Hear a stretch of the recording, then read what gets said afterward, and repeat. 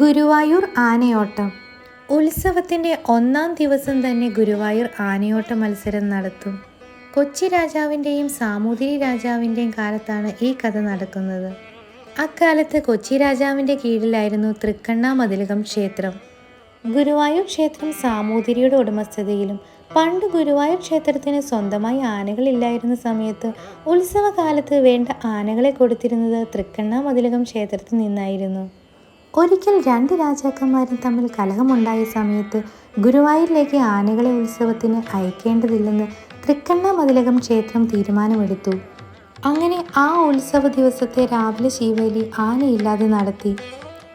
അങ്ങനെ ബാക്കി ഉത്സവം ആനയില്ലാതെ നടത്തേണ്ടി വരുമോ എന്ന ആശങ്കയിൽ ഇരുന്നവരുടെ മുന്നിലേക്ക് ഉച്ച കഴിഞ്ഞ് ആനയുടെ ഒരു കൂട്ടം തന്നെ വന്നു. തൃക്കണ്ണാമതിലകത്ത് നിന്നും മണിമുഴക്കി എത്തിയ ആ ആനയുടെ ഓർമ്മയാണ് ഇന്നത്തെ ആനയോട്ടം.